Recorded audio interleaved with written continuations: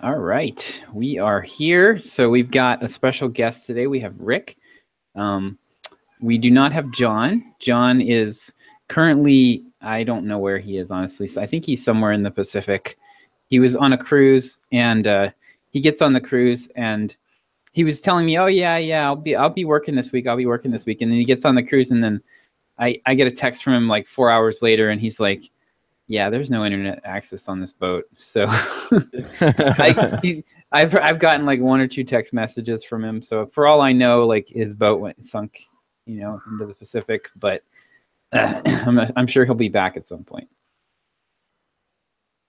That's right. So Rick, why don't you? I don't know too much about what you're up to, so why don't you tell us what you have going on a little bit? Sure. Well, thanks so much for having me as a guest. It's really exciting stuff. I requested last week, but we couldn't get it set up correctly. Yeah, So, no, it was you. We just completely forgot. Yep. It was chaos last week, so apologies for that. I talked to John about it, but anyways. But yeah, I am one of the team members for Poodle Team, which everybody always seems to laugh when I say their team name. I think especially John. Like, I don't know if John doesn't like the name or it's not super super cool like the other ones, like Thunder Team or Pack Team. Yeah. It was like, I don't know. Perry Marshall wrote an email. It's like, hey, if you're gonna be a poodle, like Wolverines will eat you up. Yes. Is that where you guys got the name from, or did you just come up with it from? So the funny thing was that we did a spreadsheet, we voted on it, very very team oriented. We had like a bunch of names that we're trying to figure out which one it was, and I think during that time I was learning more about marketing. And I just felt like, anytime you're learning a new skill, you feel like you're, very bad at it. And, you feel like, people are making fun of you because you don't really know how to do this thing called marketing, right? And I'm like, you know what? Let's just go with the worst name, the worst possible way. Just lean into it. Yeah, let's just embrace the pain, right? So, and, Jason, I got Jason sold on the name. He's like, hey, I got a poodle. Let's do it. Why not? Right. Nice. I love it. So yeah, that's how we got the name. So yeah, one of the team members there. Last week we had our holiday networking mixer, so we had a couple people jump over teams and talk to each other, and just get a different perspective on the stuff they're working on. Nice. Yep. And I actually, which team did I crash? Wolfpack? I don't remember, but I was on one of them too. So. Yeah, the whole idea was for other people just to jump on and get some expertise on there. Maybe we'll do it next year around. Just because everybody has different skill sets and everybody focuses on different things, and everybody comes at problems from a different angle. So that was the idea there. Yeah, I need to pay more attention to that. That sounds like a lot of fun. I will probably participate next time. Last Friday was just not good for me. I forget what happened. It was craziness. I think we were trying to finish some stuff up before John left. Yeah, well, I think it's 5 teams total, or 4 teams. I think it's 5. Yeah. 5. Yeah. So imagine trying to. So when I originally pitched this idea to my team, it's like, all right, Rick, go ahead and organize this entire thing together. Nice. Yeah. I'm like, I don't think it's gonna happen because everybody has their time schedules very different. And, right. All of that. So nice. I'm happy that something happened, but Yep. Yeah. So Rick and I have talked a few times, I think, but never in person, which is kind of funny. Well, I think we did, Chuck. Did we? 2013, a long, long time ago. Oh, okay. And far, far away. I was giving a talk at one of the coding camps here in Salt Lake, and okay. I think it was 2013 or 2014. You were presenting, I think, about freelancing, if I remember correctly. And that sounds like something I do. Yeah, and I was there for like the last 15 minutes, and you answered one of my questions. So long time ago. Nice. Okay. Was that at Adobe or something? It was the University of Utah. University of Utah. No, I haven't ever presented U of U. Oh wait, no, it was. I have done that. It was. What is it? The Code Camp. yeah, yeah, yep. That was it. Yeah, I remember that. A long time ago. Yep, I know they still do it too. They always plan it when I have something else going on. So Yeah. So Rick, what are you up to these days? So aside from podcasting, talking about the podcast, so I run a software consulting firm here out of Salt Lake City. Right now, I have a very small group of people right now working for me, and we work with a couple companies here in the state of Utah, and it's been kind of interesting because I started this in 2014, and the whole idea was to use my consulting money to fund one of my extra ideas, whether it be a software idea, whether it be a book idea, whether it be just to get paid to make YouTube videos. That was the idea in 2014, to get some of that money to funnel over to one of these extra things, like writing a book or whatever it might be. So that was fun. I did that for 2014, 2015. I quit my job 2015, and started making that transition over to 2016, 2017, and this year, like around October, I decided I didn't want to do this. The whole entire buy because I'm Rick, buy Rick, I'm awesome, my thing, blah blah blah. This realization after studying, marketing material, after talking to my mastermind, after going to countless seminars, after going towards, learning more about yourself, entire thing. So I'm making the shift, and I was like, all right, well, if I'm not going to use my consulting money to do this other thing, what am I going to do now? Like, I was at this point where am I going to head now? And then I remember that book that John recommended a long time ago that goes, the obstacle is the way. Yeah. So I hate consulting, right? I hate working, per hour, right? Right. I hate doing that work, but it does pay very good. Yep.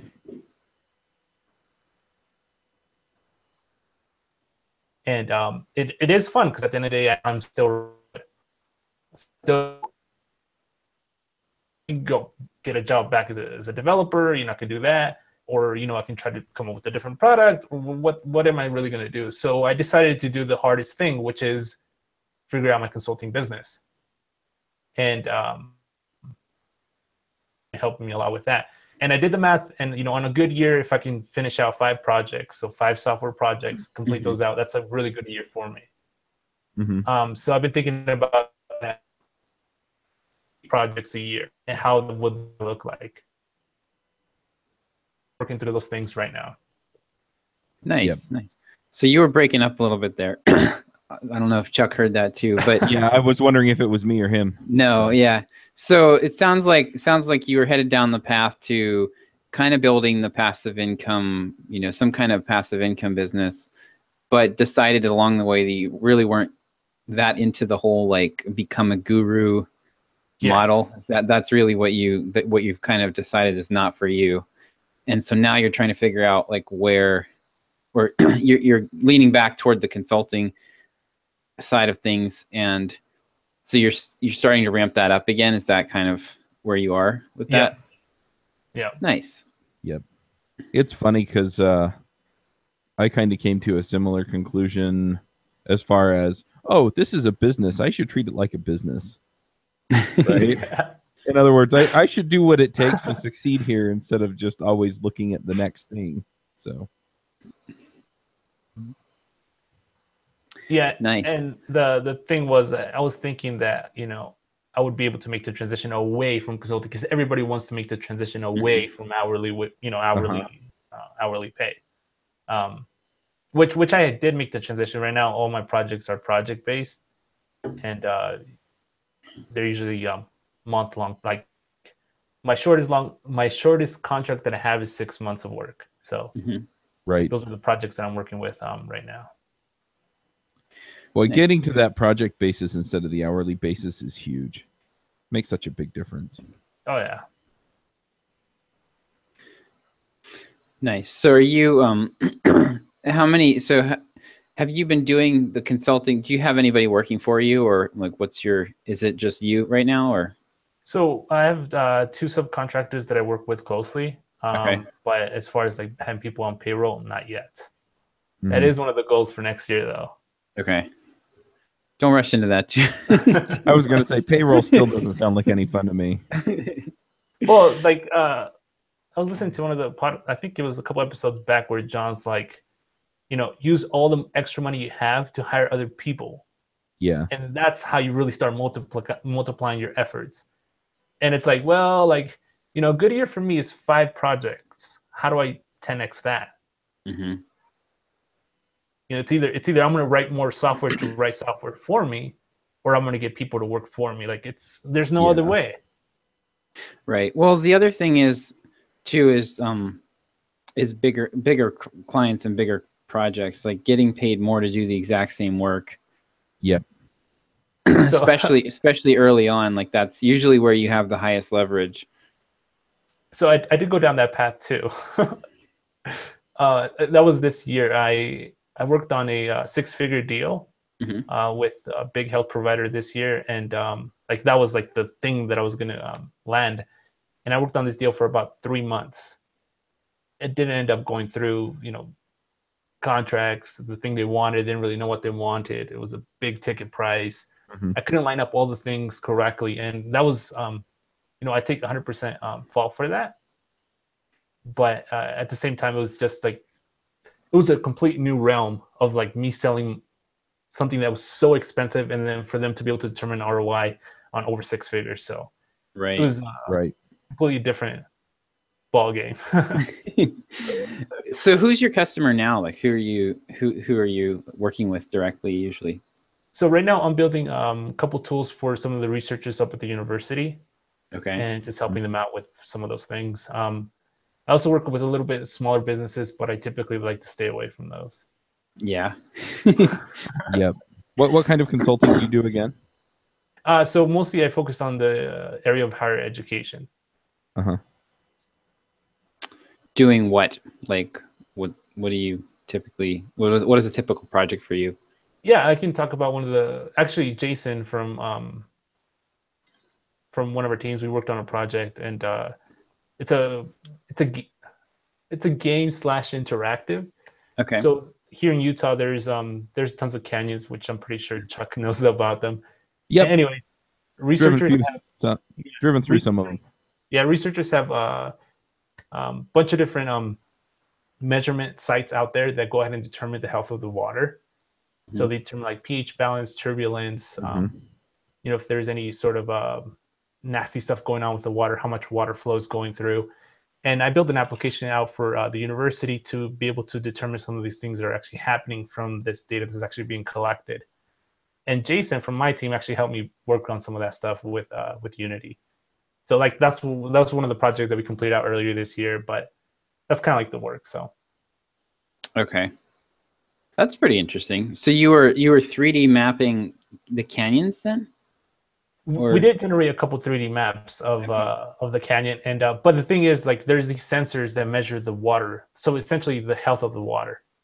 Okay. And we pretty much put a UI interface on top of that data, because these sensors are sending out data every single 15 minutes.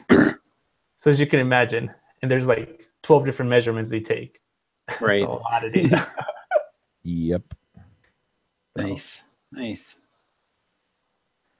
That sounds like pretty interesting stuff. Yeah, like I said, like it's interesting stuff, right? Like it's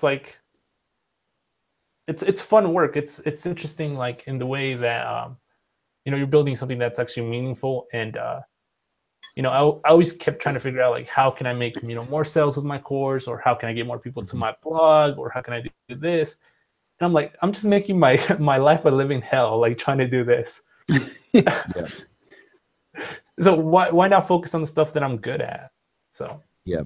Well, the other thing is if your business grows to the point where you have a ton of margin later on, then maybe you can come back to this, and you're not, oh well, I either have to eat, buy food, or do my course. you know. So if that's still something you want to do later on, then you can just go I think there. that's one of the things that like a lot of people don't talk about. Everybody talks about like you need to be blogging, you need to be writing, you need to be video, you need to be doing all these things, but like sometimes you don't need to be doing those things. You need to have a way to get prospects into your sales funnel. Yes. And there are a gazillion ways of doing that, and blogging is one of them. And I would, in a lot of cases, I would argue it's one of the hardest ways to do it nowadays. You know, YouTube works for some people. Facebook ads work. I just had a conversation with somebody this week who, Ari, who I think might, I'm not sure if he listens or not, but he was asking me about traffic, like how to get more traffic. And he was like, you know, oh, should I be doing Facebook ads? And I was like, no. And 1,000% no. And he emailed me back, and he was completely shocked because that's all anybody talks about nowadays. But I don't think in his niche, it's really the right way to go. Have you, so getting back to that whole like 10xing, you know, kind of idea, have you explored other niches or industries where this same type of work might be done for more of a commercial client at all? So that's kind of like one of the things that I'm working on right now. I'm working on like the process of onboarding and like you said, acquiring new leads and that whole entire flow and how that actually works. Because right now, you know, it takes me a really long time to get somebody to sign a contract. Right. That they're agreeing that they're going to pay me $5,000, $10,000 a month. And it takes a lot out of me personally because I have to like, you know, go to meetings. It's B2B calls. Sales, right? Yeah. So it's like a long sales cycle. Yeah. So right now I'm working on creating the process to make that the least amount painful on me. Right. So like having the emails not necessarily written out for me, but like have a structure. Like, you know, email A goes out, then email B, then email C, and then phone call A, phone call B, and so on. And then actually having names on the things that I'm selling so people can understand what they're going to be having at the end instead of saying like, hey, just write me a check and then you'll have software. Trust me. Just trust me. Right? Yeah. So I've been coming up with like names and then naming these things and you know, working that whole entire thing because if I'm going to have more projects, I have to be more organized about it. But I'm not sure if that was a question. Familiar. So my question really is, so I used to work in higher education. So I worked in, my first job out of schools was managing print publications and marketing stuff for the college that I graduated from. And then I did the same thing over at another university here in Pittsburgh. And higher education is a strange and dysfunctional world. And like, so I worked with the web development team, and those people were probably making, I want to say, you know, $35,000 a year. Like just by switching industries, you know, you could probably go from $35,000 to $70,000 a year, you know, just by getting out of higher education. So I'm wondering, like, if you took the same basic, some of the projects that you're doing and looked for applications outside of higher education where, you know, like on a more of a commercial level, I would not be at all surprised if you could get somebody to pay you 5 to 10 times more for the same type of work that you're already doing by just shifting to a different industry. Interesting. Because I had a budget. I had a budget of like $25,000 a year, and that was like my budget. And okay, this is a fun story. So we would hire a photographer, a local photographer named Kevin, to take photos for all of our brochures, our magazine, everything. So I came up with this idea. I said, you know what? Why don't I buy a digital camera with my budget, and I'm going to learn how to do, I basically shadowed this photographer, and I was like, I'm going to learn how to do really good digital photography with, you know, off-camera lighting and everything, and not like, it won't be as good as what Kevin can do, but it will be good enough that we can use it and won't have to hire him for everything. And I'm going to save us. So what I did was I figured out how I could cut the print cost on the magazine that I produced to free up some money from my budget, and then also just pinch pennies elsewhere. Came up with about $3,000 that I could scrape together out of my $25,000 budget, and I was going to buy this camera equipment. So I go to purchasing, and they're like, "No, you can't do that." And I'm like, "What?" Like, so I went like 6 rounds with purchasing, trying to convince them to let me save money and then invest it so that I could save us more money in the future. And they were, it was insane, because it was a capital purchase. Like, I was buying equipment and it wasn't budgeted for. So they would not let me be entrepreneurial about this. And eventually, I knew everybody personally, and I knew that the director, the business office director and everything. And finally, like, they had cabinet level meetings about this. The school president was discussing this. I mean, it's ridiculous. And so finally they let me do it. So and then like a year later, the guy's name was Mike Fox, and he was the controller, and he was like, "You know what, Josh, you were absolutely right about that." And because I was able to save, we were paying this photographer like at minimum of $250 to $500 every time he set foot on campus. And so I was able to do half or more of those photo shoots myself, and saved us a ton of money. And I mean, we were using that camera for at least, they were still using it like at least 6 years later. And so that's just the kind of example of the kind of screwed up mindset that you get in higher education. It's sort of like it's corporate on steroids. There's no accountability, and it's just things get very, people are very closed-minded in how they think about things. So anyway, so the whole point of that was that if you could take that same stuff, there's probably somebody else, you know, like now I'm applying that same mindset in a different context, and it's actually appreciated, right?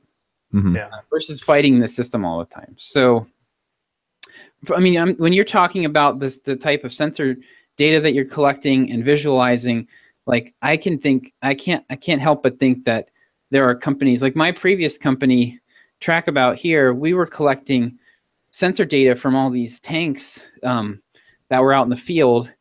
And, you know, I can imagine, like we had talked about different ways to use that data and how we could, you know, feed it back to the users. And like, I think that there are probably many, many companies that you could go to that would be just dying to hire you, versus like, you know, having to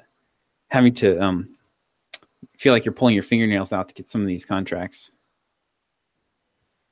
Yeah, and that's kind of like one of the reasons why I started working on like the healthcare side. Mm-hmm. Because they do have larger budgets with some of these things, and so that was kind of like my attempt to jump into like another vertical. Mm-hmm. Mm-hmm. Yep. I also worked in healthcare. I'll tell you a story about that one. No, I won't go into a long story about that. But I honestly think that healthcare. I worked at a nonprofit here in Pittsburgh. It's the largest. It's UPMC, and it's like the largest healthcare provider in the area. It's like they've bought up they have like their own health plan. Like they have insurance that they offer, and they also bought up most of the hospitals and everything. And I feel like that's a pretty similar environment to it.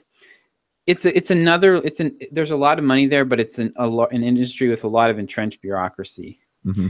And I think if you're able to go to, you don't want to go to small businesses because they don't have any money.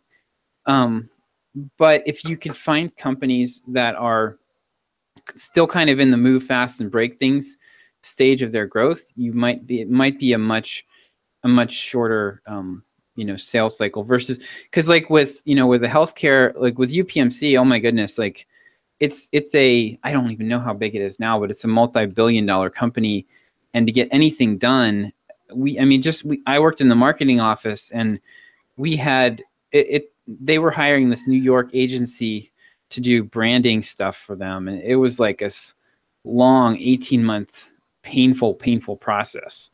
So I can totally see where that would be a real struggle to break in. And I mean, I had I will tell a story about this. I was doing SharePoint development, okay? Right. And I had this ancient creaky desktop machine that I was using, and I wanted to have, we had a staging and we had production, okay? And there was like, you did a lot of your development was done on staging, which everybody depended on. It was practically a second production system, because like that was where you would do your content development, and then it would go live in the live site. And I wanted to be able to do development on my own machine and not on the staging server. Because if you made a mistake, like you were literally copying and pasting, these huge XML files into tiny little boxes on the screen and hitting save, and then the whole site goes down. It's like yellow screen of death. And I wanted to do that on my machine and not on the mission critical staging machine. And so I was trying to get them to buy me a stick of RAM. I needed more RAM on my freaking machine so I could run the virtual server or virtual machine. And I asked, it was like 6 months, and I couldn't get it. Like they wouldn't buy me the faster hard drive. They wouldn't buy me more RAM for my. I think I had like, I don't know. I think I had like 4 gigs of RAM. I needed like 8, and they wouldn't do it.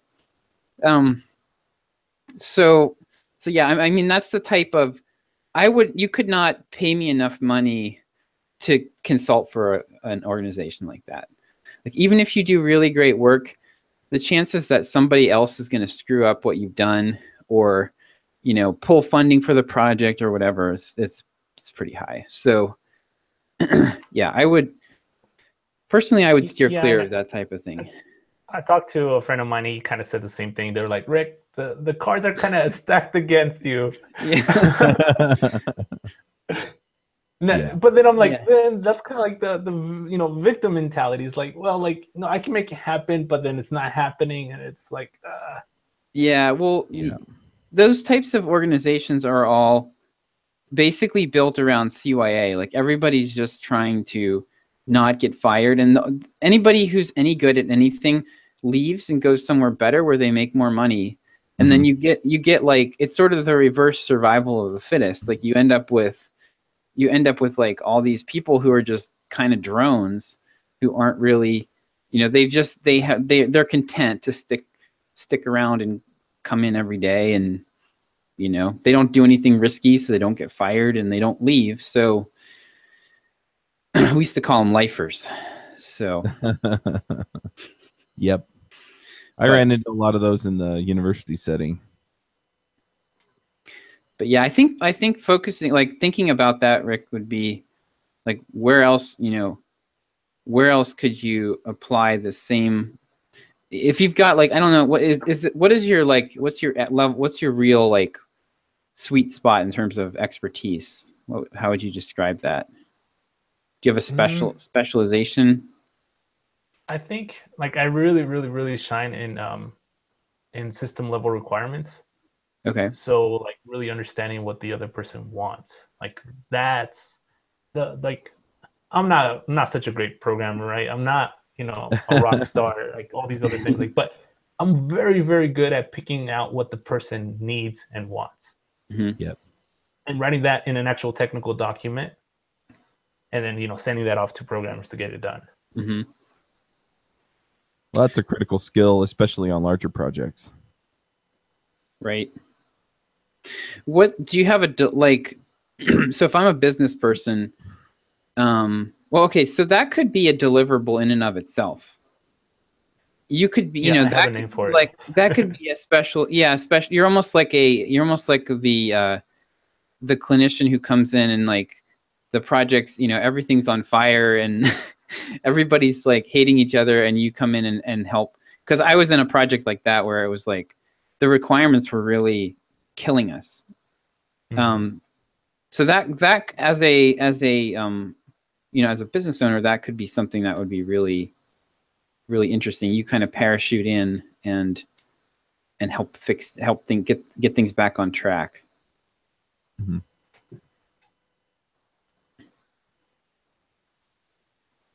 Well, that, or, you know, I mean, it sounds like what you're doing is you're filling the role that you said you excel in, and then, you know, you find programmers who are more competent than you to do the other stuff.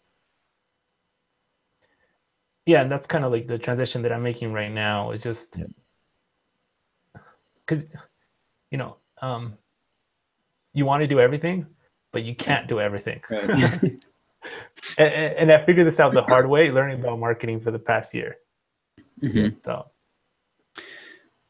does your shop have a specific type of software that you specialize in that you're better at than the average? Or, I mean, not, I'm talking, excuse me,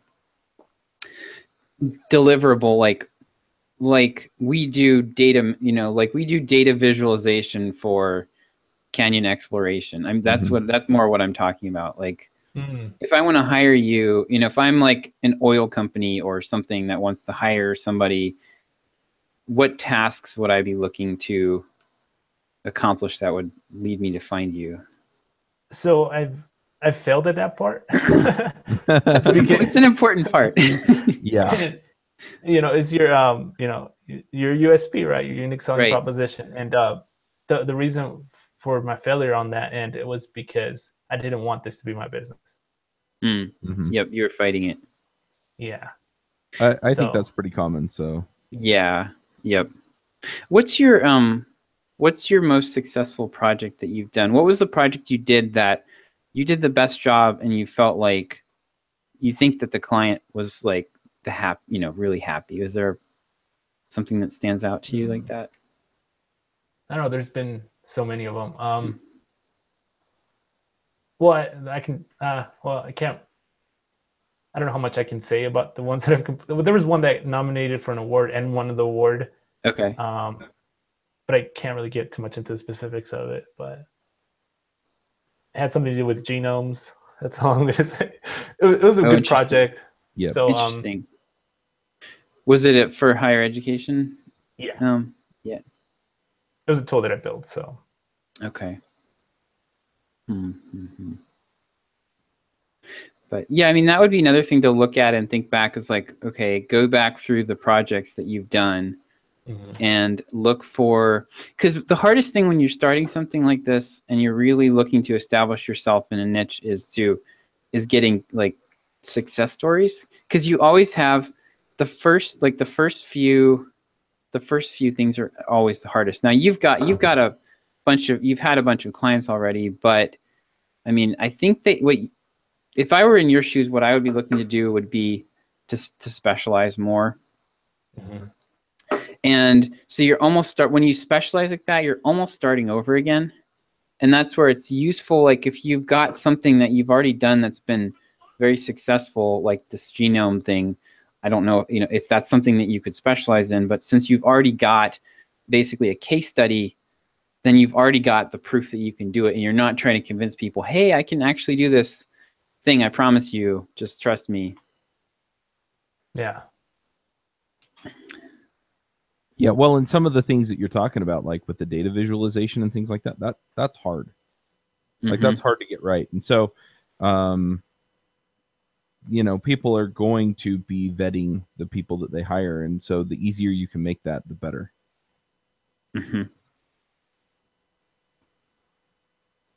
Sorry, my wife had to come in here and get the 2-year-old. I got tired of her screaming, so I put a show on the iPad. Nice. Anyways, guys, that's enough about me. About my drama. Yeah, it's just.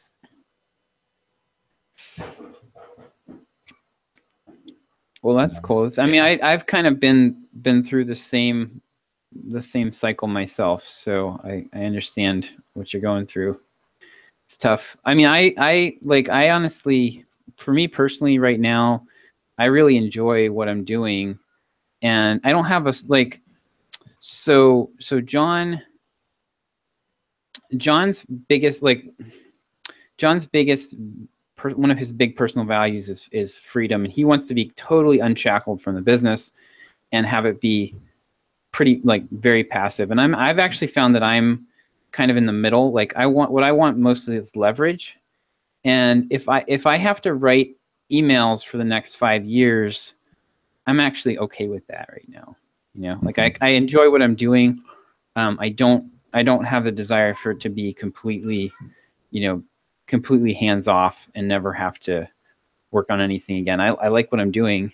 And so, I mean, I want some freedom. I want flexibility, but I don't necessarily want I don't want to have to necessarily like walk away and never work again. Like that just doesn't really appeal to me right now. So, yeah, I mean, I understand where John's coming from to the extent that I don't want to feel like I have to do it. But the flip side of that is that I want to be doing stuff that I want to do. mm-hmm. And so where I'm at is, if I don't show up for a podcast recording, I want it to happen anyway. Right. And if I don't send out the emails, or I don't get emails written, they go out anyway. And if I go to CES and I miss a week's worth of stuff, all the stuff happens anyway. Mm-hmm. And, and then I can come back and I can keep doing what I like to do and what I'm good at. And, so to me, that's what freedom is. I don't know that it's a complete disconnect from the business as much as just, I don't feel like I'm obligated to, to do more than I really want to. Well, yeah. It's really I don't know when this happened to you guys, but it's really empowering when you can make money for yourself. Oh yeah. Yes. Like this happened to me like when I was 15, 16, mm-hmm. and I was just like, whew. Like that's the Pandora box. Like once you open that box, you cannot close it. Yeah, it's funny because a lot of my neighbors, they keep trying to do me the favor of getting me a job at Adobe. And they're like, you could make like $150,000 a year, right? And all this stuff. And, are you making that much right now? And, the honest answer is not quite. But I keep looking at them. I'm like, yeah, but I don't have to drive over to that building every day. Yeah. I don't have some other idiot telling me what to do who really has no better clue than I do as far as what has to get done. And, anyway, it's just an interesting conversation there. And yeah, just seeing, look, I'm in control. I can go out and I can make my own money. I can make money for myself and for my family. And I mean, to be perfectly honest, the gross income for the business is more than the $150,000 a year. It's quite a bit more than $150,000 a year. But what I actually bring home is less than that, right? And so it's just interesting. And it's like, look, if I get this stuff clicking along and I can build up these other areas, then I'm making $200,000, $300,000, $400,000 a year, right? Yep. Or I can roll that back into the business and increase my upside down the road, or, and I have all this freedom, all these options to just do the things that I like. And at the same time, the upside is, oh, well, I'm going to get a cost of living raise, or I'm going to go convince some other company that I'm worth 10% more. No, the upside is I found ways to leverage what I'm good at, and, and so I can 5x it or 10x it, because the limitation is, me and how much I can get out in front of other people. Yep. And that's freedom. Yeah, this is actually the Perry Marshall's Wolverine versus Poodle analogy that you brought up earlier. This is what he's talking about. So Wolverines can kill what they eat. Wolverines know that they're not going to go hungry because they can go out and they know that they can find it themselves. A poodle a poodle sits by its dish and wait. Well, okay, not you specifically. No, Josh, wait. Wolverine, is that the mixture between a wolf and a man, or? No, that's a werewolf. That's a werewolf. No, Wolverine is a real animal. It's an actual animal. Okay. Yeah, no. Yeah, Wolverine's a real animal. Kind of like a badger, isn't it? It's kind of like a badger, yeah. They're like one of the nastiest, like just the meanest creatures out there. But yeah, like a poodle kind of sits by its dish and waits to be fed. And a Wolverine goes out there, and once you get that for me, that switch happened kind of gradually, because it was realizing that I could retrain myself on a new. I was in, like, writing and marketing, like kind of ineffective marketing, I would argue now, but writing and marketing, and then I retrained myself to be a programmer. So that was like the first light bulb moment, was like, hey, wait, I can, like, I can totally switch careers and basically level up. I can basically double my earning potential or triple my earning potential just by, switching industries and learning some new skills. So that was the first part of it. And then the second part was like realizing that, oh, wait, now I can actually just go out and just, I can just go out there and make money myself. I don't need anybody else to hand me a job. And, like, there's no going back once you have that realization. And it's so stable. Like, it's amazing. Like, I don't worry about anything now, because it's like, okay, you know what? If Simple Programmer went belly up tomorrow, it would kind of suck, because I'd done a lot of work and built it to a certain point. But I can do it again. I can do it again. And I've got a track record now. I've proven, I've, like, quadrupled a business. John and I together have quadrupled this business in less than 2 years, and that is proof, right? And proof is, like, no one can take that away from me. So I've got that. I can go out there and I can consult with somebody pretty big with a lot of confidence, because I've done it before. So yeah, that's where I come in too. It's just funny to me. It's, people are like, well, it's so scary and risky and all this stuff. And I'm like, yeah, but I know how to build a business. Yeah. And if in the meantime, I have to come down to the thing I want to do, less than I want to do what I'm doing. Okay. Yeah. I go find some clients.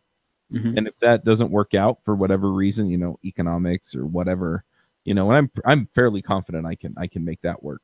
But if I can't even make that work, then what are my options? Well, then I go do what everybody else does until I don't have to anymore. Yeah. Well, and your skills as an entrepreneur will make it super easy to find a job. Oh yeah. I mean, like, seriously, once you've done this for a little bit, even if you have even just basic rudimentary marketing chops, you'll never approach getting a job the same way again. Well, that's the thing too, you want me to do the sales pitch to you so that you want to use my skills? Oh, yeah. Yeah, I could do that. Because I mean, that's what I do now is sales. Yep. So.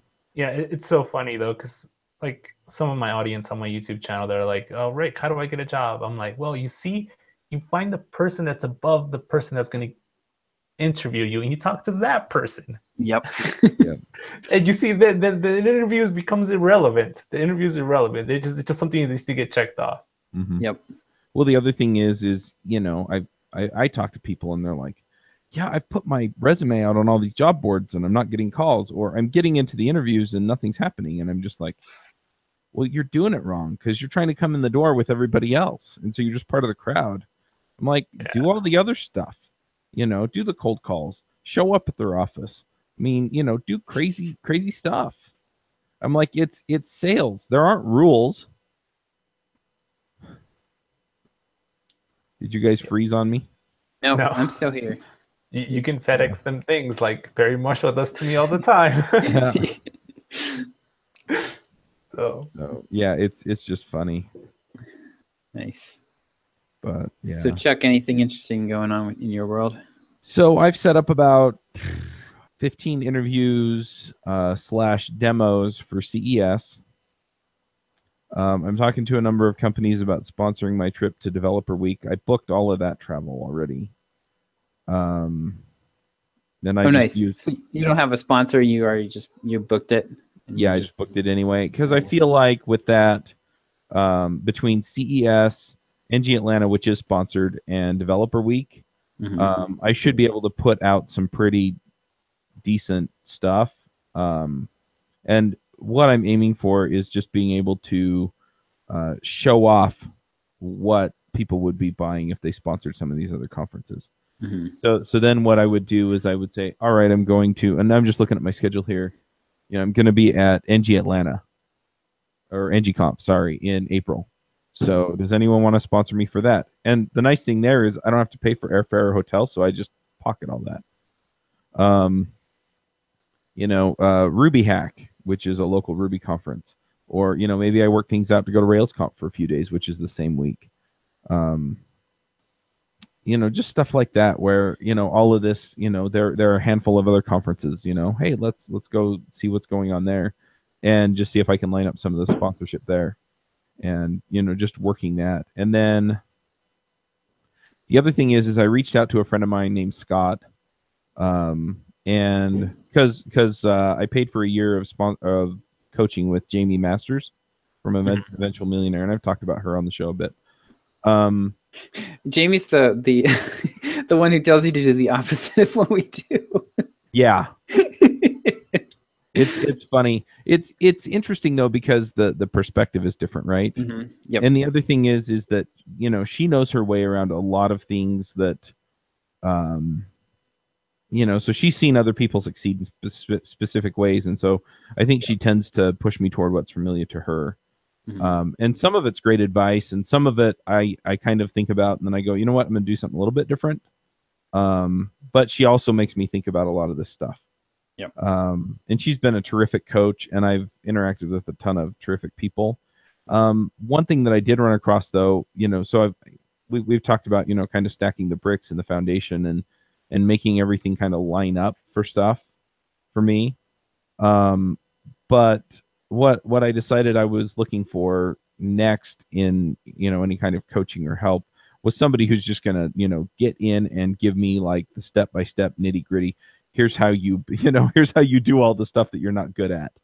And so, anyway, Scott is somebody, I was in a mastermind group up until like May of last year, called Iron Sharpens Iron. And if you go Google it, there are a million groups out there called Iron Sharpens Iron because it comes from the Bible. And so most Christian men's groups where they get together and encourage other people are called Iron Sharpens Iron. Yep. But this one's led by Aaron Walker.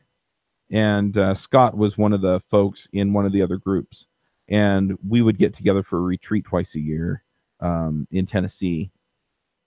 And so I wound up chatting with him, and he's building a business around coaching entrepreneurs on building up their business. And he's like, yeah, so we have systems for hiring. We have systems for building SOPs. We have systems for, delegating and setting up weekly meetings and all of this stuff. He's like, so it's a 6-month program, and then you have all the fundamentals down.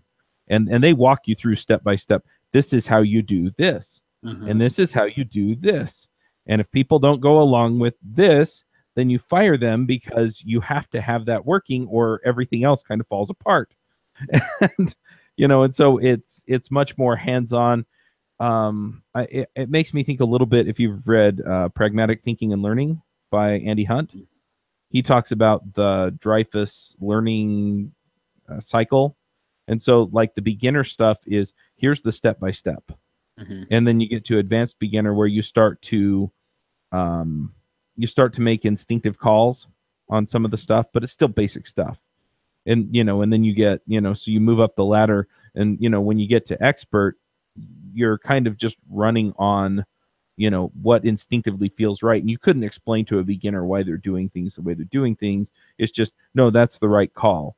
And the reason it's the right call is because you've done it wrong enough of times and you've done it right enough times to where, there's a landmine right there and I'm just going to step over it. And you don't think about the landmine. You just think this is how I get to the end of the road.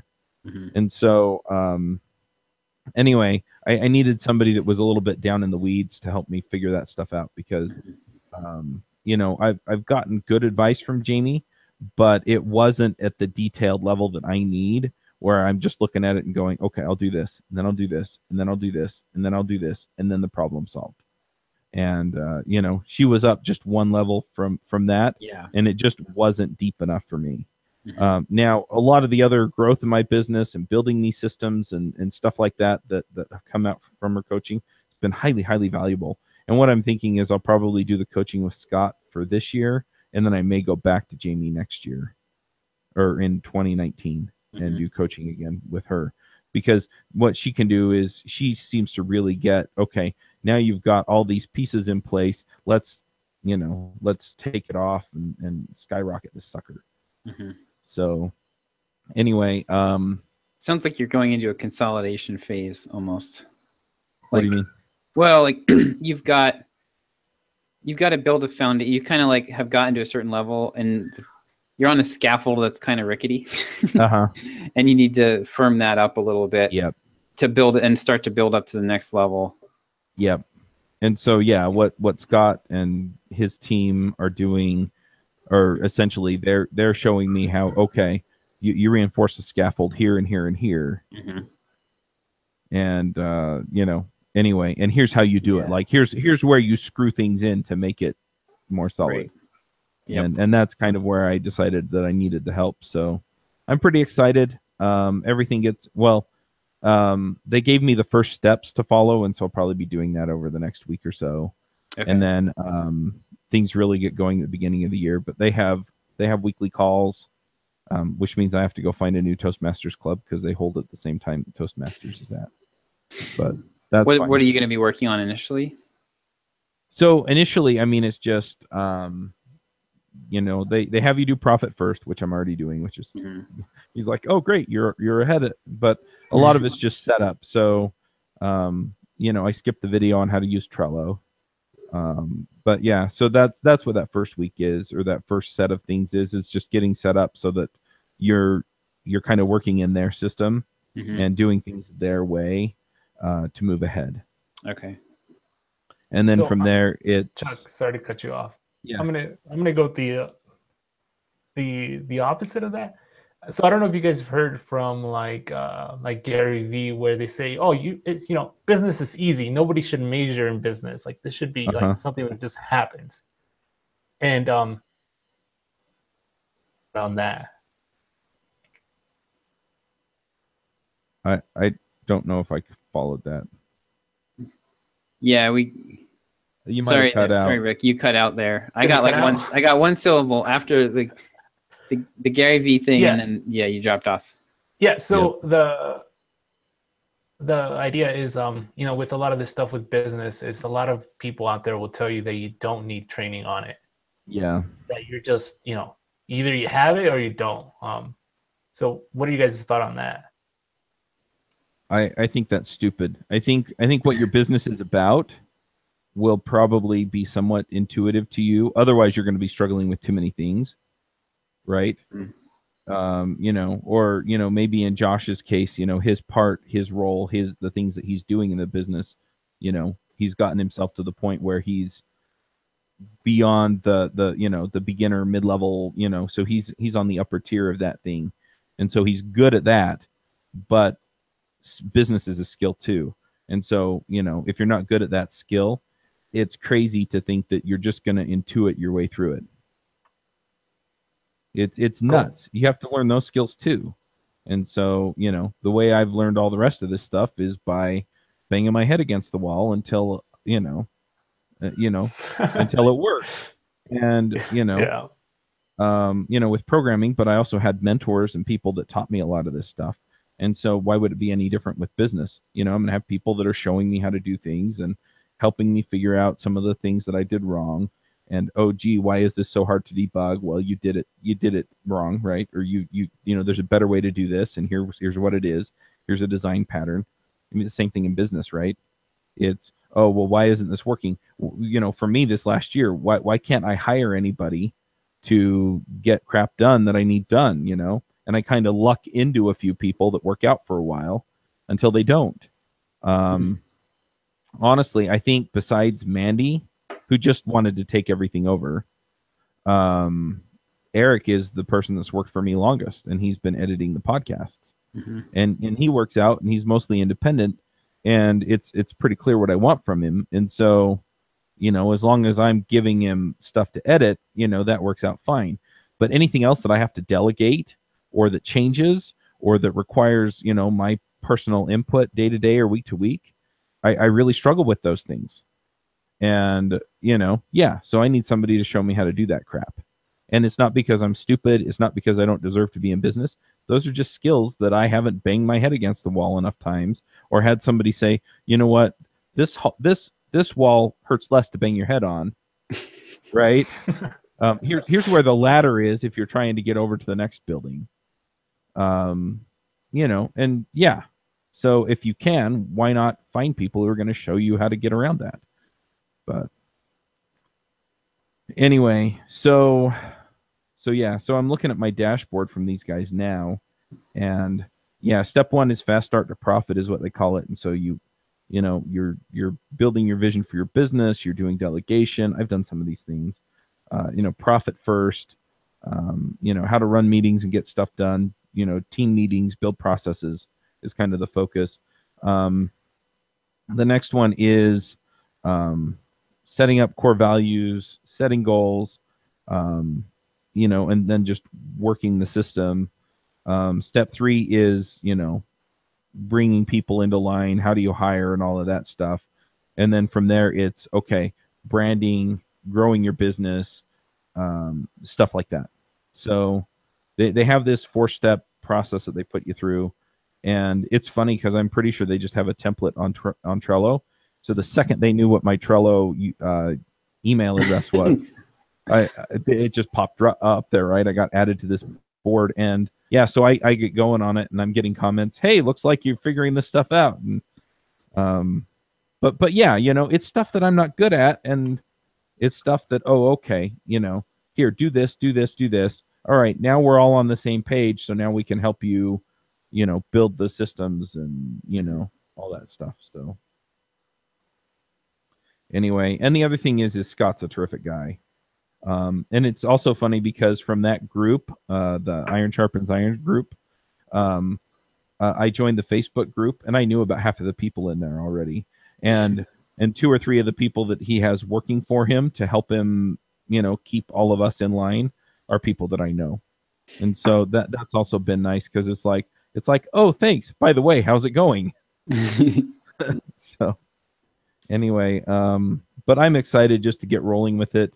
And some of this stuff I'm planning on doing next week because I feel like doing sales between Christmas and New Year's is kind of a dud. I'll still be lining up appointments and demos for CES because I think some of that's going to go on all the way up to the show. But yeah, at this point, I'm also trying to decide if I want to invest in a DSLR camera or something so that I can, you know, do better videos and stuff like that, or if I just want to use my iPhone. I don't know. But yeah. Nice. So I'm excited. excited. If you get a sponsor to pay for the DSLR. Oh yeah, that's not a bad idea. Of course, for NG You just Atlanta, tell them the premium quality video is an extra $900. And that's your don't DSLR. forget to have don't forget to have an executive meeting about it too. Oh yeah, that's right. Yeah. Yeah. The thing that's interesting is like NG Atlanta. It was funny because I initially looked and my travel costs I figured out were going to be like $1,800. Mm-hmm. And then I found this website called Upside.com. And I'm not flying Delta and I'm not staying in a Hilton, which are where I have my memberships, so I get the points. But it cut my costs down to like $700. Oh, nice. Wow. And so, you know, I'm like, yeah, I'll do that and forego the points. And then there was an issue with one of the reservations, so they upgraded my reservation in Atlanta. So I'm staying in a nicer room than I initially booked. And yeah, they've been terrific. And so I'm kind of thinking about taking some of that extra money and just springing for a nicer camera. Yeah. And then if I can line up a sponsor for Developer Week, then, you know, pulling the trigger on that, you know, I can probably do the same thing, have a few $1,000s profit come out of it, and then, you know, that'll help cover this as well. But a lot of the packages, I don't need a really fancy one, and a lot of the packages on Amazon are like $300, $400, $500. You could also look at getting a used one. I bought like last year's model when I bought my DSLR, and I'm still using that thing. It's probably 10 years old now. It's only like 4 megapixels, but if you get last year's model, you could probably get it for half price. Is this for probably. the conferences? What's that? Yeah, it's for the conference, the interviews at the conferences. Yeah, if it's only like 3 or 4 conferences, it might be cheaper to hire somebody to go out there with you. Maybe. Something to look into. Yeah. But yeah. So that's kind of where I'm focusing right now. And my primary focus, I've decided that I need to get $200,000 in my drip account, which would cover me for, 10 months, 9-10 months. And then and cover me at the level I want to be covered at for 9 to 10 months. Like I could probably operate on that for a year or something if I had to. But then the other thing is then I can focus on some of these other areas and really just knock them out of the park. But yeah, I've also been getting the Indiegogos up. I just need to record videos, and then I'm going to post the Vue and Elixir ones. The React one's already up. I think it's just a hard time to pitch it, and so I'm probably going to hit that hard after New Year's. But it's funny because I had people asking for the React and Elixir podcasts, and the one that I keep getting emails about once I told people I was putting them together is the Vue podcast. So go figure, right? But yeah, so lots of stuff going on. I don't know that I'm necessarily looking for any kind of, advice or anything at this point, or, need any pointers. I'm just going to run ahead and, pull the trigger on a lot of this stuff. Nice. So, yeah, so it'll be interesting to see where things go over the next few weeks. But yeah, this week there's not a whole lot to report because I've just been doing the Indiegogos and trying to get a lot of this other stuff lined up. So sweet. Yep. I don't have much to report. This has been a mind-numbing week for me. We're working on migrating from. We are currently on like 3 different shopping cart systems, and I'm working on getting us switched over to WooCommerce exclusively, which will be running on our server. So we'll have complete control of it. Nice. And I love WooCommerce. Oh my gosh. Like anytime I've had to make any kind of change this week, I've been able to just basically Google it and find either a plugin or some kind of snippet that I can slap into WordPress. And but yeah, it's just, I spent all day yesterday setting up, converting How to Market Yourself into a streaming course. So like we used to make people download the whole thing, and it was like over 2 gigs of files. Oh wow. So I basically spent all day just in WP Courseware, just making courses and course modules and units and copying and pasting videos from Amazon S3, and it was pretty horrible, but needs to be done. So yep. Hire someone.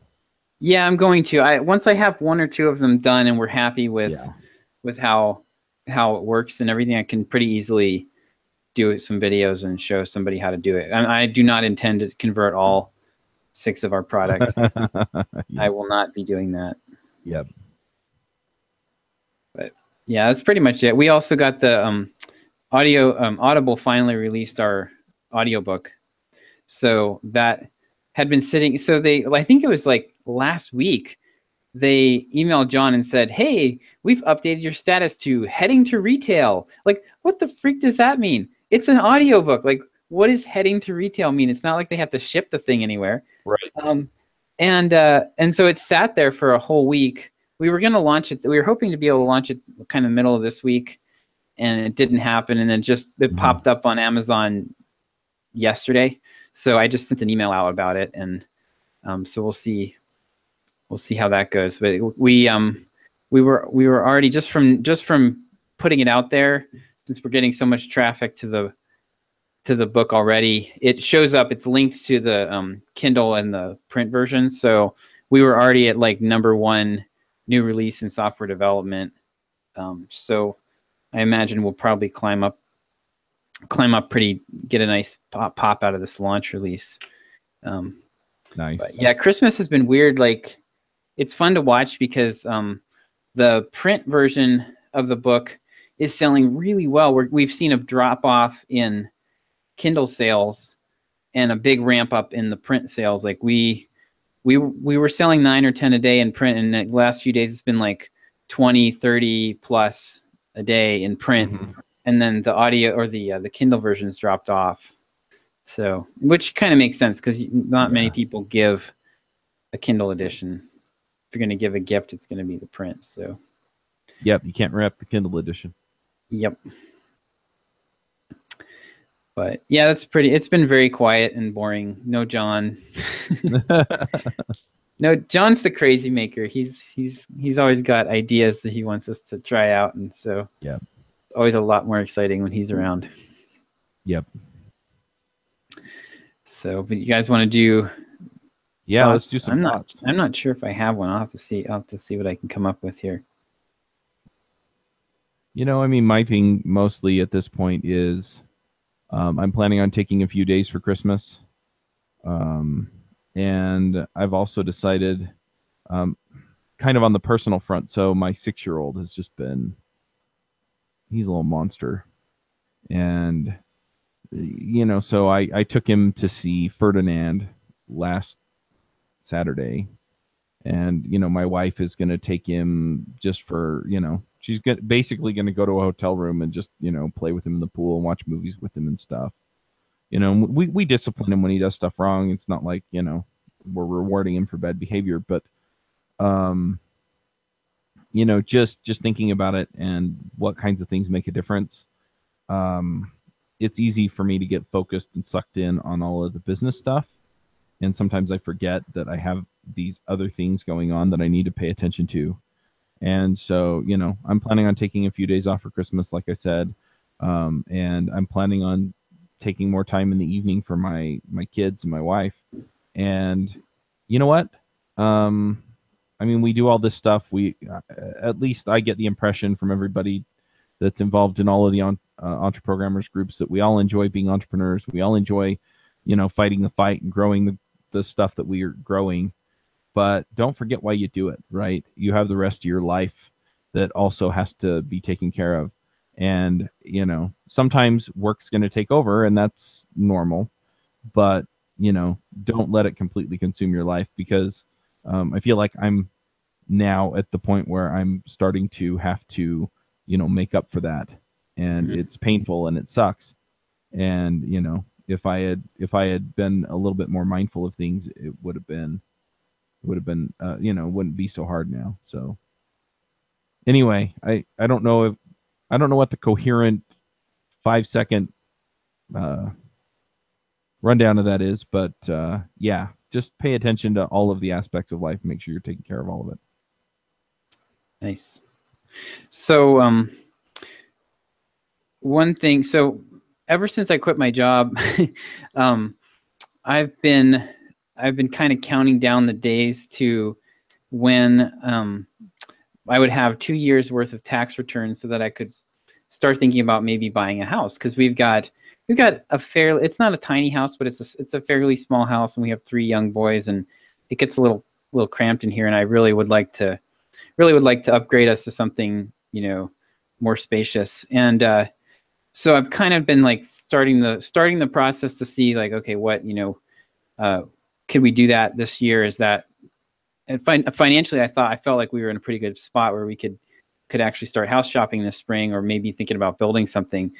And so I've been exploring like just the financing options recently, and come to find out, like, the numbers they use when you are self-employed are totally different than what you would expect. So basically, they've been looking. I had a phone call with the financing guy at the bank this week, and he's like asking me for my so on my tax returns, he's like, well, what's your adjusted gross? Well, I was like, adjusted gross? Like, that doesn't make any sense, because that's after everything. So it's not just business expenses, which makes sense, right? Like, you can't count business income that you're spending on just to keep the business running, but stuff like IRA contributions and mortgage interest deduction, all that stuff gets basically thrown out. So I'm like on this completely different playing field from your average Joe, like your average Joe who has a job, a corporate job. They basically look at your W-2 paycheck amount, and that's what they go off of. With the entrepreneur, like they're going off of what do you have left over after after your giving, after your IRA contributions, after all the stuff that you write off. And it's like it's a huge shock to me. So I was really frustrated this week and wrestling with some disappointment about that. It's like, because I felt like the goalposts really got moved on me. Like I thought that I would be able to, I thought that I'd be able to be house shopping in a range where I was at least 25% higher income than what the bank is actually looking at. And that just, oh man, that really sucked. And it was like a major mental adjustment for me. So, but you know what, there's so many advantages to doing what I'm doing that you definitely get kicked in the crotch as an entrepreneur from time to time. And this was just another one for me, but overall I'm very happy with it. And my wife and I are like, okay, well, let's just, if this is what it's going to be, then I just need to get my income up about 50% higher than what I was thinking. And in the meantime, let's just invest some money in our current house and try to make the best of what we have. So I don't know that I can really boil that down either, Chuck, but you're going to get, as an entrepreneur, you're going to have stuff thrown at you that the average person doesn't have to deal with, and you're just going to have to deal with it. Yep. All right, I'm going to put a smiley face in here real quick. So I just heard back from one of the folks that's doing some work for me. Okay. She asked if I needed React conference speakers listed, because I asked her to do that, and then I said, no, you need to invite people to the podcast first. Well, she's done all the podcast invites, so she came back. And so she's like, do you still need this done? And I'm like, yeah. And I just got like the thumbs up in my chat. So I'm like, sweet. So that's all going to probably happen this week, and we can get invites out soon. Awesome. Anyway, sorry, Rick, go ahead.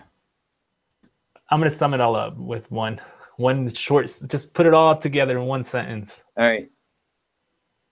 All it takes is all you got. Mic drop. There you go. All right. 100% agree. All right, guys. Well, Chuck, I'll see you. No, I'm not going to be here next week. I'm taking next week off. I'm not doing anything. So I will see you both in the chat room, I guess. Yep. Next week, I'm still waiting to hear. My great aunt passed, and okay. So, and her funeral's either going to be Friday or Saturday. Don't know which. So, yeah, if we're unlucky, I won't be here, and if we're lucky on scheduling, then I will. Okay. Well, maybe it'll just be John then he can take his shirt off and rant about something. Yep. All right, guys. Good talking to you. Talk to you later. Yeah. Bye. Bye.